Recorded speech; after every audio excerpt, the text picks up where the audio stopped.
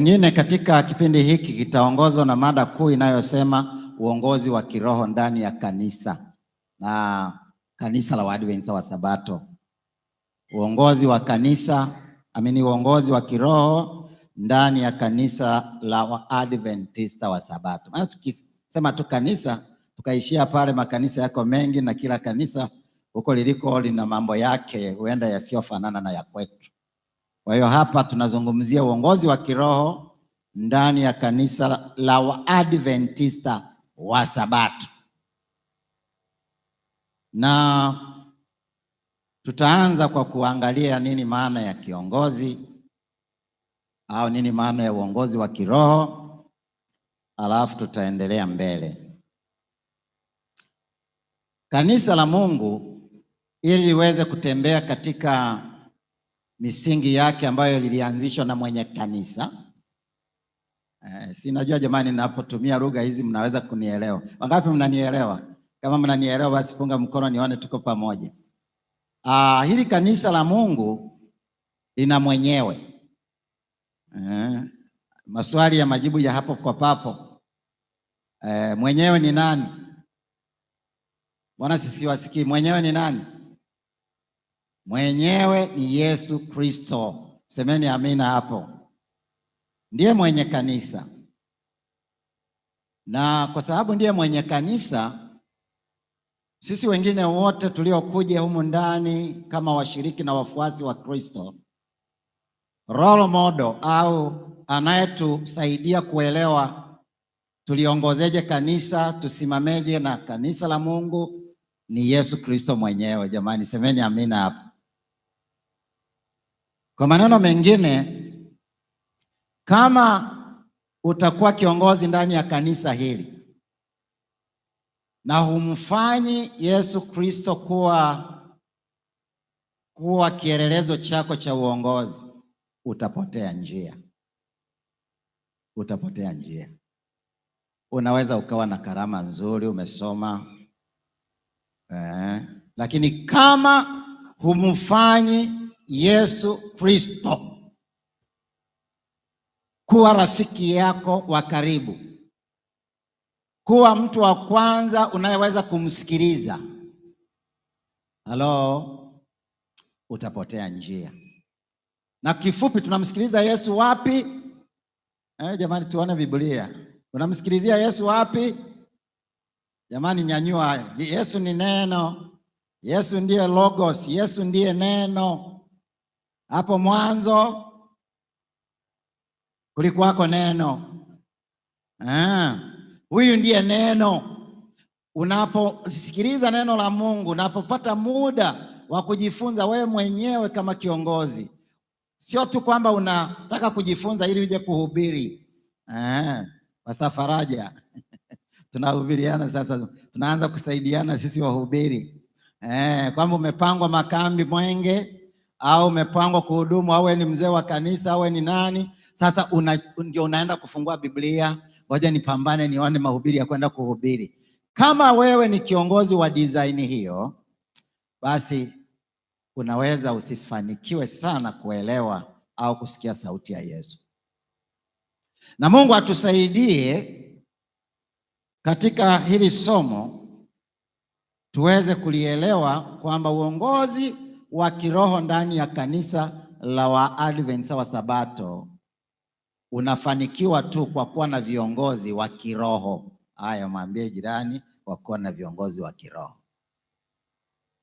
Jamani, tuseme sana tu, njia sio mbaya sana tunapopeana namna ya kuweka vitu kwenye akili ambazo zimejaa vitu vingi.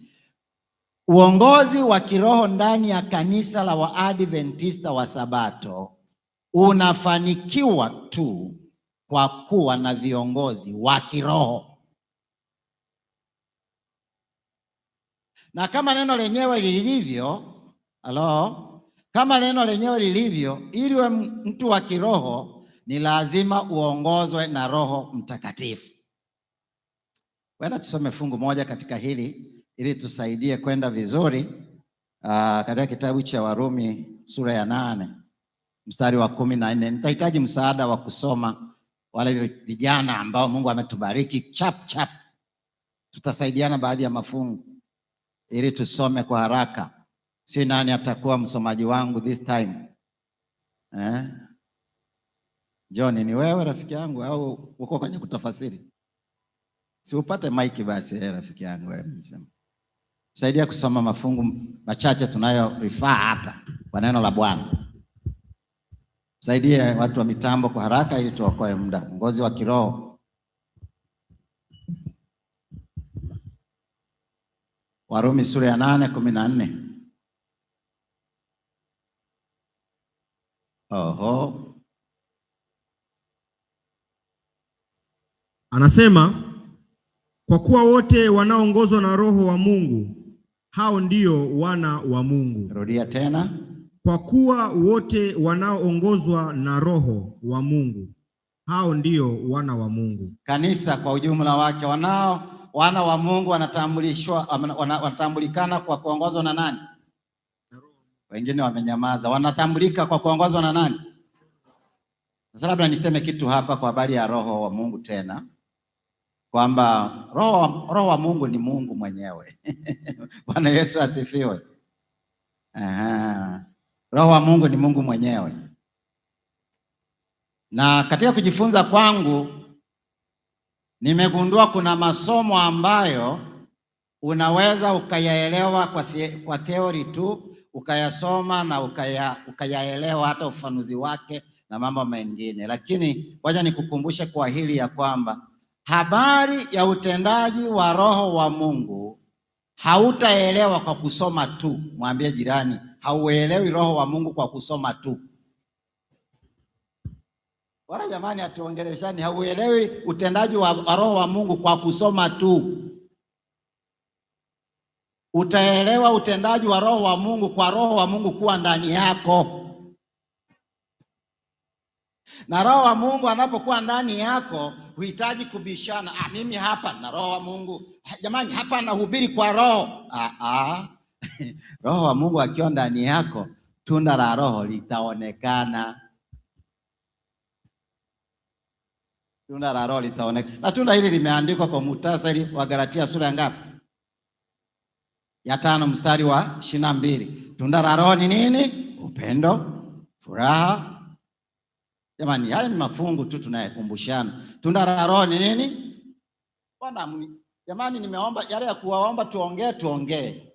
Naomba yale ya sio kuongea tusiongee. Lakini haya nimekupa nafasi. Haya, tunda la Roho ni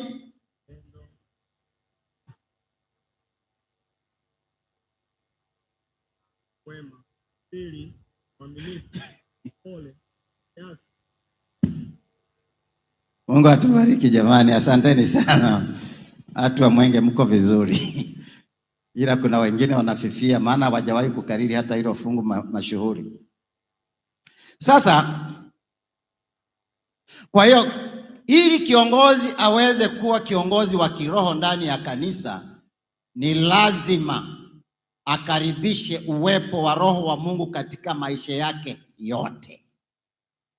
Ni lazima, kwa lugha nyingine, ajisalimishe kwa utendaji wa Roho Mtakatifu katika maisha yake yote. Na nitakupatia tu namna rahisi sana ya kujisalimisha kwa Roho wa Mungu.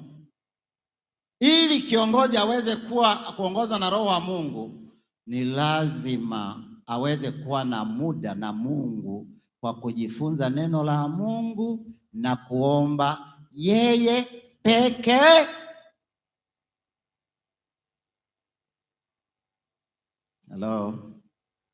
Hello. Viongozi wangu mlioko hapa, naomba tunapokuwa tunajifunza masomo haya pia tunafanya tathmini. Na viongozi tutaendelea kufafanua kiongozi ni nani.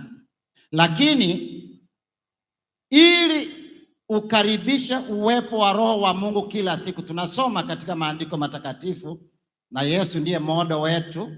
Yesu ndiye kielelezo chetu. Ukisoma katika kitabu cha Luka sura ya 4 na mstari wa 16, Biblia inatukumbusha nimekosea au nini? Nimepatia maana mengine nimeandika. Lakini hili ni nukuu kutoka Isaya 61.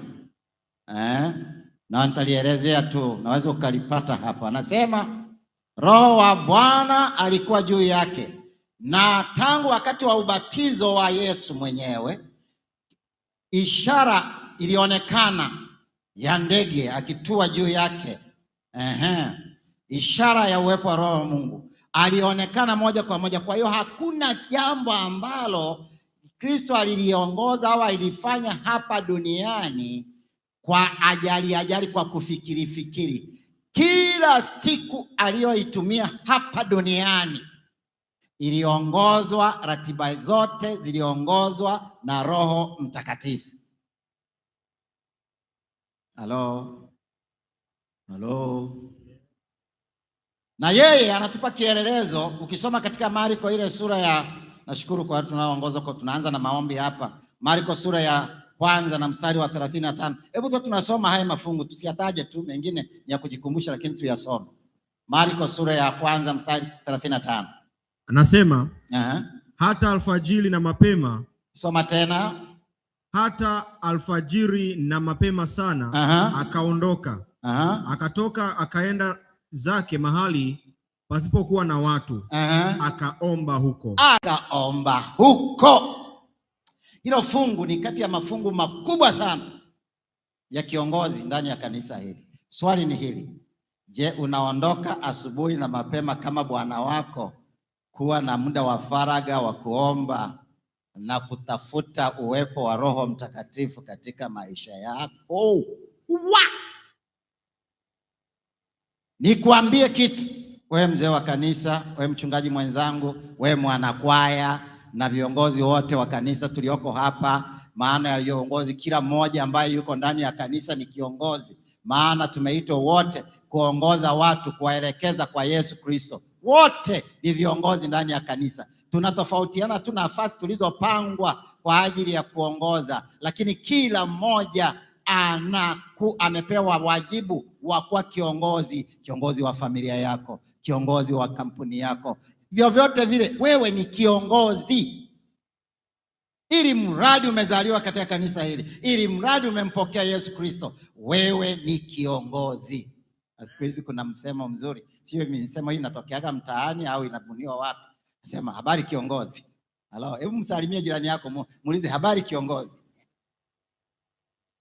Mimi nafikiri hao wabunifu wa misemo bwana, mingine ina mantiki. Halo? Yes. Kwa sababu kwa kweli kila mmoja ni kiongozi. Inategemea tu nafasi uliopewa ndani ya kanisa, lakini jitambue kuanzia leo wewe ni kiongozi. Kwa maneno mengine, chochote unachokifanya kinamuongoza mwingine kwenda pazuri au kinamuongoza mwingine kwenda pabaya. Kwa hiyo Biblia inatukumbusha kiongozi wa kiroho, kama ulikuwa au kama ulikuwa umelichukulia hili kwa wepesi, ukafikiria kwamba hili labda ni kwa wahubiri au ni kwa wachungaji, naomba nikukumbushe ya kwamba hili ni la kila Mwadventista, ni la kila aliyeitwa ndani ya kanisa la Mungu kuwa kiongozi. Jamani, semeni amina. Amen. Kwa hiyo nikuulize swali, unaamka saa ngapi kwa siku ili ukutane na Yesu? Sitaka ujibu hilo sio kujibu sasa hapo. Hilo sasa ni siri yako na yeye unayemjibia swali. Unaamka saa ngapi wewe kiongozi wa nyimbo ili Mungu akuongoze kutunga wimbo? Unaamka saa ngapi kumuomba, kutafuta uso na maongozi ya Mungu katika maisha yako? Unapata muda wa faraga saa ngapi? Mimi nilikuwa nasoma, najiuliza maswali kadhaa kwamba kwa nini Yesu ilibidi amke mapema ili afanye hiyo huduma, akutane na Mungu, afanye huduma ya maombi, ajifunze neno la Mungu. Ilikuwa ni kwa sababu gani? Sababu ni rahisi tu. Tuko kwenye ulimwengu ambao ni wa dhambi. Halo, mwambie, mkumbusha jirani yako, ulimwengu tulionao ni wa dhambi. Ukisema ya kwamba ngoja niende kwanza nifanye mengine nitarudi baadaye, utarudi, maana utavurugwa hapo barabarani. Ni sawa na kusema nina haraka, maana tumie kielelezo hiki, wanda sio kizuri, lakini naomba kieleweke tu kwa lengo la kufundisha. Ni sawa na kusema nina haraka sana, nimechelewa kazini, alafu natoka uchi ndani ya chumba unakimbia kazini. Tutakuita nani? Tutakuita nani? Tutakuita mfanyakazi wenye bidii au tutakuita jina lingine? Jina litabadilika. Haya, ngoja nikazie maarifa. Kiongozi yeyote ndani ya kanisa hili ambaye hatumii muda na Mungu, yeye peke yake ni sawa na kwenda uchi wa kiroho mbele za watu. Hebu tuambizane haya mambo haya. Hatuambizane kabisa, hili jambo ni zito kabisa. Kiongozi yeyote ambaye hatumii muda wa kujifunza Biblia, neno takatifu, hana muda huo katika maisha yake. Hata kama amevaa suti, hata kama amevaa gauni nzuri ya kuimbia kama watu wa Mwenge, jamani mmependeza. Kila siku naona design tofauti tofauti. Mungu awabariki. Kesho ni ipi? Ni siri yenu Yaani kweli wahubiri natia moyo, lakini swali langu ni kwamba je, huko na uhusiano na Yesu huko vizuri? Mungu atusaidie sana. Yaani kama tungekuwa tunatumia muda na Yesu kiasi hicho, roho zetu nazo zikatembea vizuri, kanisa la Mungu lingekuwa safi, limenyooka vile. Kwa hiyo jamani, kama kuna mahali pa kujifunzia, unajua mkazo wa hapa asubuhi ya leo, uongozi wa kiroho ni Yesu. Hatuwezi namna yoyote kumsemea Yesu vizuri kama hatuna muda wa kukaa naye. Hello. Kuna maneno mengine ambayo pia yameelezwa yakieleza wazo hili. Hatuna namna tunaweza kufanana na Yesu kama hatuna muda wa kukaa naye. Hello. Hello. Na katika hili there is no shortcut, hakuna mkato. Jamani, mnisamehe basi, na mimi ndivyo nilivyo, mnisamehe tu hivyo. Mnipokee kwa huruma zake Mungu. Kwa kweli Mungu atusaidie sana, kwanza kujitambua ya kwamba sisi ni viongozi, lakini tunaongoza wapi? Tunaongoza katika kanisa la Mungu, na kanisa la Mungu lina mwenyewe tena ni nani? Jamani, mwenyewe ni nani? Mwenyewe ni Yesu. Na kama mwenyewe ni Yesu, ni lazima kwanza tuwe na muda naye, na hapa ndipo siri ya mafanikio ya kiongozi wa kiroho.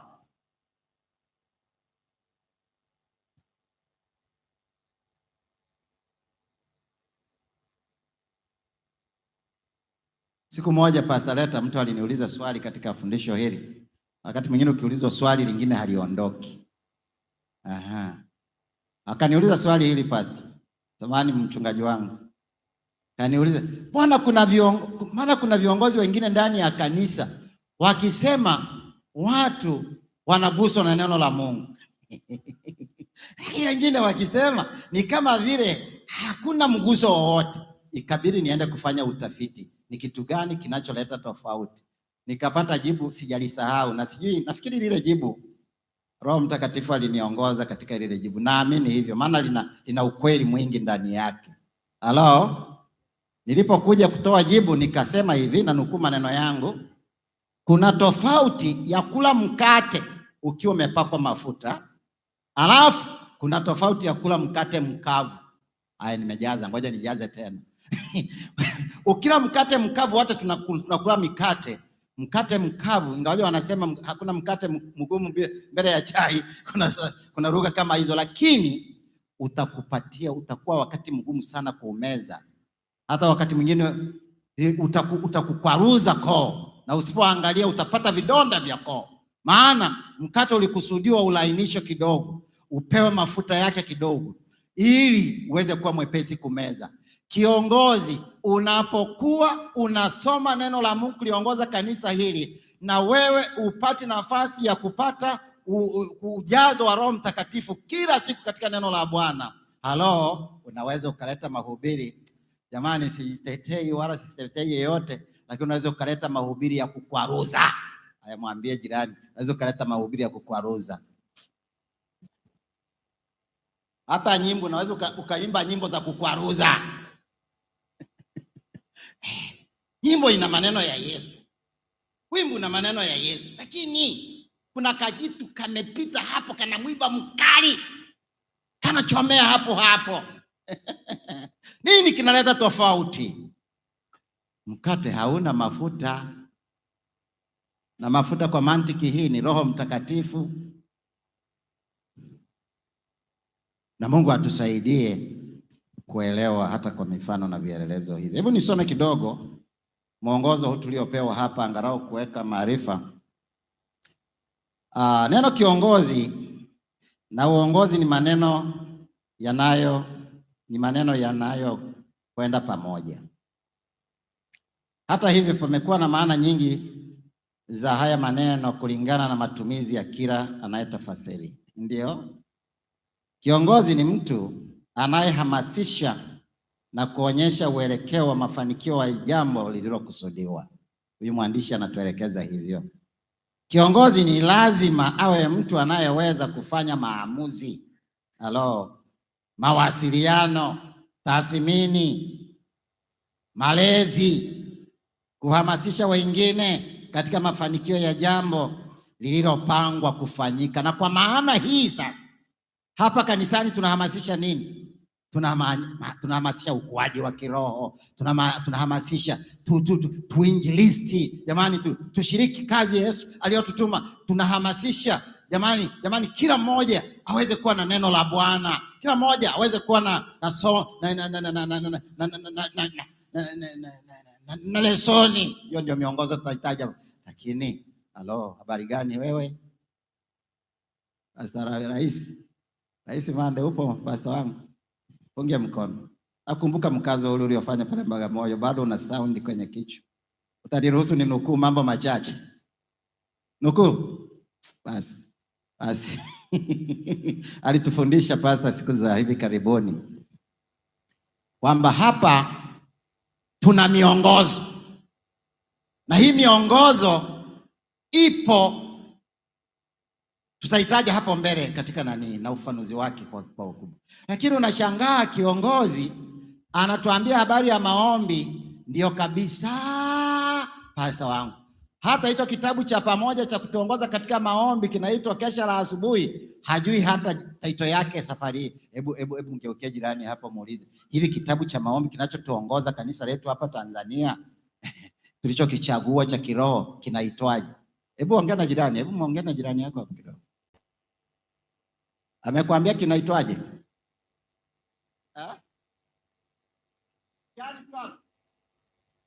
Sasa huo mtihani usije ukawa hata kwa mzee wa kanisa hili. Au si ukawa kwa mchungaji kama mimi. Au usije ukawa kwa mwanakwaya. Hebu ulizana kwa hiyo. Eti kweli kitabu cha maombi, cha asubuhi, eti kinaitwaje kweli? Kinaitwa Kesha la Asubuhi.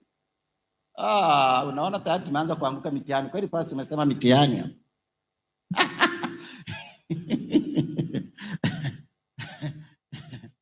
Jamani, huo mtihani mtaufungulia wenyewe. Na wainjilisti sijajua mko wapi wainjilisti wangu. Yaani sijui hata kitabu hicho kipo. Sijui kama bado kingalipo. Sasa nisiende mbali mpaka nikauliza, hivi somo la leo lilikuwa linasemaje? Hapo sasa itakuwa ni mtihani mzito zaidi, maana kitabu chenyewe hakikuwepo lakini ninachotaka kusema hapa ni hiki: kiongozi ni mtu anayeongoza njia. Na katika Zaburi ya 119 mstari wa 105 mkazo unazidi kuwekwa, unasema neno lako. Simumalizie jamani. Kazi ya taa ni nini? Ni kuongoza. Ninaona kwenye ngazi nyingi na mahali pengi unakuta hapa pembeni unapopandia ngazi taa zimewekwa. Lengo lake ni kwamba uangalie namna ya kupanda ngazi vizuri. Maana ukijikwaa tu, aisee, ajali hii itakayotokea itakupeleka kulazwa Muhimbili kule kwenye Moi. Ni ajali mbaya sana unapotembea gizani na ukajikwaa. Sasa nini kitaweza kutusaidia tusijikwae kiroho? Ni kuhakikisha ya kwamba hizi taa tulizowekewa hapa kwenye kutembea huku tunazingatia na zinawaka wakati wote, na tunatembea ndani ya taa hiyo, na taa hiyo na mwanga huo ni neno la Mungu, ni neno la Mungu. Kwa hiyo kwa mkazo wa mwandishi hapa, kiongozi ni mtu ambaye huonyesha njia. Sasa swali ni, utaonyeshaje njia ikiwa wewe mwenyewe unatembea gizani? Swali kubwa kabisa. Hebu tuulizane haka kaswali uenda kukuzamisha. Utaongozaje njia wakati usomi Biblia kwa mpango? Haya, muulize jirani. Utaongozaje njia hata neno la asubuhi umetoka bila kulisoma, utaongozaje? Ni hakika ya kwamba hata kama una cheo gani, haijalishi cheo chako, utaleta mambo ya kukwaruza. Utaleta makwazo. Utaongoza kanisa kwenda mahali lisipotakiwa kwenda. Utaleta fujo kama tutatumia lugha kama hizo. Utachanganya kanisa. Utalimix. Ndio Kiswahili kingine au Kiingereza. Kiingereza imeisha gonga hapo. Kwa hiyo tunapohitimisha jambo hili, kiongozi wa kanisa ni mtu ambaye anafanya maamuzi. Ndio, unasimamia maamuzi, na kila maamuzi ambayo hayafanywi kulingana na mapenzi ya Mungu ni batili. Haya, mwambie jirani tena, lizame katika akili zetu. Ni mtindo mzuri tu, sio mbaya. Mwambie maamuzi yoyote unayoyafanya sio zingatia mapenzi ya Mungu ni batili. Hata kama utasema mimi ni baba, mimi ni mzee, mimi ni nani, ili mradi hayazingatii neno la Mungu ni batili. Unatumia tu ubabe wako bure, na ukikazana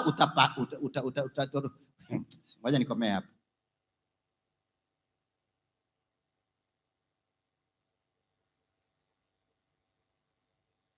Lazima azingatie Yesu, maana Yesu ndiye aliyejitaja na ndivyo alivyo. Katika Yohana sura ya 14:6 anasema Yesu ni mimi ndimi njia na kweli na uzima.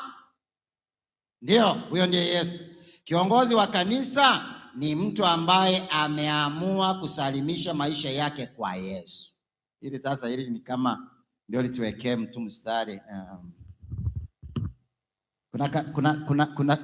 Kuna phrase ambayo huwa naipenda Pastor Mande. Sasa si kama unajisikia vibaya nikikutaja, maana sasa nitafanyaje baba? Na wao inatupiga sana sisi wachungaji, maana tunapowekwa mikono unasomewa. Je, uko tayari? Unajisalimisha maisha yako yote? Haya, unaweka mstari. Je, uko tayari ya kwamba wewe hutagombana na mke wako maisha yako yote wala kumfinya? Sasa ukipata mke ambaye ni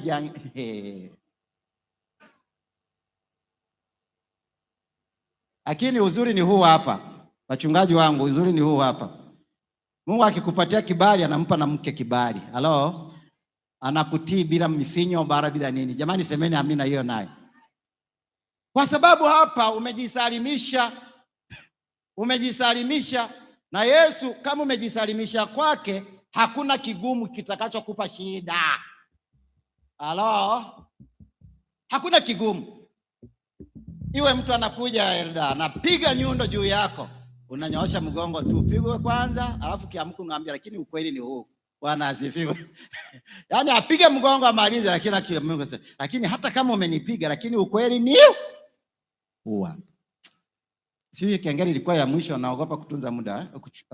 Ni ya mwisho kabisa. Basi jamani, tutumie ile formula ya kuandika maswali, viongozi wetu watatuongoza ili kiwezekana yajibiwe kwa namna iliyo njema zaidi, na tutumie muda wetu vizuri. Mungu atubariki. Tusimame tuhitimishe kwa ombi. Karibu Bukelebe TV, jifunze neno la Mungu, pokea matumaini na gundua unabii wa kibiblia. Jiunge nasi kwa safari ya kiroho. Hii ni Bukelebe TV. Bukelebe TV. Angalia, dunia imejaa dhambi na maovu. Wakati wa hatari umefika. Usichelewe kujipanga na kumtafuta Yesu. Tafuta wokovu leo kabla ya kuchelewa. Habari njema ikirushwa Bukelebe TV. Karibu sana. Tusiache kufuatilia katika TV ya Bukelebe TV.